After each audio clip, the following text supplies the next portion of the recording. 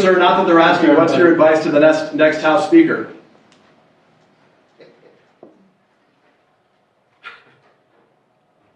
That's above my pay grade. Thank you, sir. Good afternoon.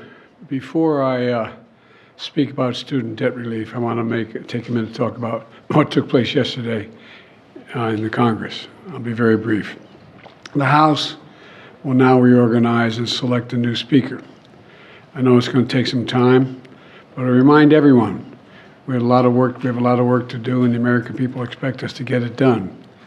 The argument we reached was all about what comes next, but we had an agreement. We reached an agreement over the weekend. Funds for government, only another 40 days. We cannot and should not again be faced with an 11th hour decision of brinksmanship that threatens to shut down the government. And we know what we have to do. We have to get it done in a timely fashion. More than anything, we need to change the poisonous atmosphere in Washington. You know, we have strong disagreements, but we need to stop seeing each other as enemies. We need to talk to one another, listen to one another, work with one another, and we can do that. I join with Minority Leader Jeffries in saying that our Republican colleagues remain committed to working in a bipartisan fashion. We were prepared to do it as well for the good of the American people. Twice in the last 6 months, both houses came together on a bipartisan basis. Once to avoid default, once to keep the government open. And while we should never have been in this situation in the first place, I'm grateful that leaders on both sides came together, including former Speaker McCarthy, to do the right thing.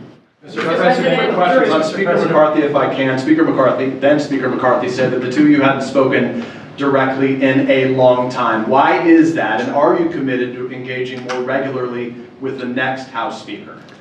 We had two agreements we shook hands on, and I assumed he was working with, I knew he was working with the Democrats in the House and Senate. It wasn't for me to do anything. If he wanted to talk to me, I was available. I'm available to whomever wants to talk to me. But the idea that I was going to somehow convince McCarthy to change his view was not reasonable. Can I ask you a question very quickly? Does the disarray on Capitol Hill after your conversation with allies yesterday worry you that you won't be able to deliver the aid that the U.S. has promised to Ukraine? It does worry me, but I know there are a majority of members of the House and Senate in both parties who have said that they support funding Ukraine.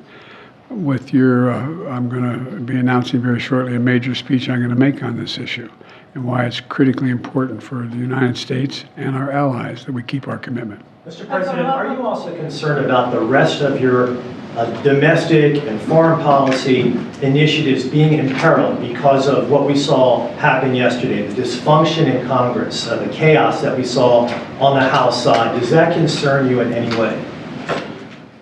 The dysfunction always concerns me.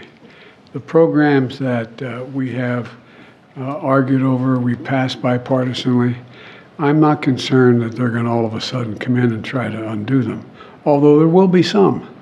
There will be some, I'm sure. There's half a dozen or more extreme MAGA Republicans who would like to eliminate just about everything I've done. But I don't think that's going to get there. Mr. President, have you promised? If I may, without additional funding, how long will the United States be able to support Ukraine? We can support Ukraine in the next tranche that we need, and there is another means by which we may be able to find funding for that, but I'm not going to get into that now. Mr. President, have you promised President Zelensky attacks for Ukraine? Say again, sir? Have you promised President Zelensky during his visit in the White House that you would provide ATACMS, the long-range missiles for Ukraine? I have spoken with Zelensky, and everything he's asked for, we've worked out. Tell us a little Mr. more. President, is there a plan Tell for us a little bit more about this speech you're going to give. What argument are you going to make? Why don't you wait and listen to it? I'm going to make the argument that it's overwhelmingly in the interest of the United States of America that Ukraine succeed.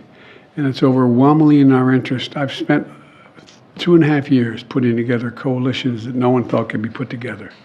And they've strengthened us across the board, not just as it relates to Ukraine, whether it's Japan and South Korea, or whether it's what's happening in Europe itself.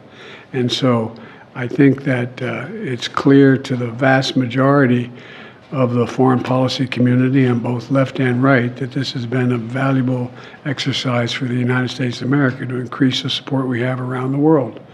And what I don't want to do is we put together over 50 nations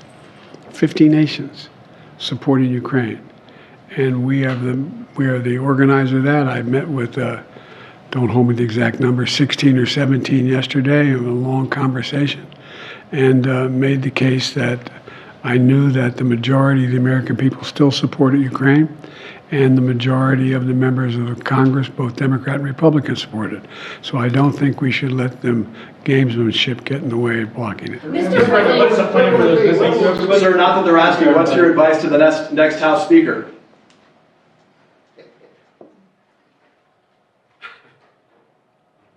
That's above my pay grade. Thank you, sir.